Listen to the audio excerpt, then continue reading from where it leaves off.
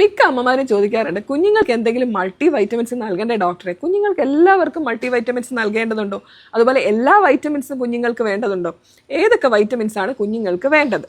നമ്മുടെ കുഞ്ഞുങ്ങൾക്ക് newborn period തൊട്ട് 1 വയസ്സ് വരെ ഉറപ്പായിട്ടും വൈറ്റമിൻ ഡി തുള്ളിമരുന്ന് നൽകണം. 400 ഇന്റർനാഷണൽ യൂണിറ്റ്സ് ആണ് കുഞ്ഞുങ്ങൾക്ക് നൽകേണ്ടത്.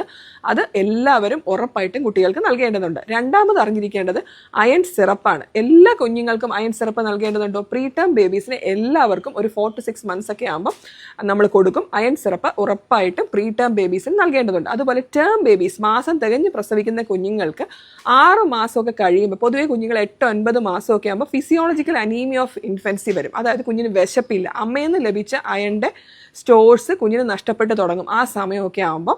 അപ്പോൾ രക്തപരിശോധനയുടെ ആവശ്യമൊന്നുമില്ല. പക്ഷേ കുഞ്ഞുങ്ങൾ വിശപ്പില്ലായ്മ കാണിക്കുന്നു, ആഹാരം ഒന്നും കഴിക്കുന്നില്ല എന്നുണ്ടെങ്കിൽ നമുക്ക് ഡോക്ടറുടെ നിർദ്ദേശപ്രകാരം അയൺ സിറപ്പ് കുട്ടികൾക്ക് നൽകാവുന്നതാണ്. അയൺ സിറപ്പ് നൽകുന്നത് കുഞ്ഞുങ്ങൾക്ക് അവരുടെ ബ്രെയിനിൻ്റെ മൈലിനേഷനൊക്കെ വളരെയധികം ഹെൽപ്പ് ചെയ്യുന്നതാണ്. അപ്പോൾ അയൺ സിറപ്പും ഉറപ്പായി നൽകുക. മൂന്നാമത് നമ്മൾ ഉറപ്പായിട്ട് നൽകേണ്ടത് വൈറ്റമിൻ എ തുള്ളിമരുന്നാണ്. 9 മാസം മുതൽ 5 വയസ്സ് വരെയുള്ള കുട്ടികൾക്ക് 6 മാസം ഇടവേളയിൽ വൈറ്റമിൻ എ തുള്ളിമരുന്നും കുഞ്ഞുങ്ങൾക്ക് നൽകണം. ഈ 3 വൈറ്റമിൻസും ഉറപ്പായി നൽകുക. അനാവശ്യമായിട്ട് മൾട്ടി വൈറ്റമിൻസിൻ്റെ ആവശ്യമില്ല. ഡോക്ടറുടെ നിർദ്ദേശപ്രകാരം മാത്രം ആവശ്യമെങ്കിൽ നൽകാം.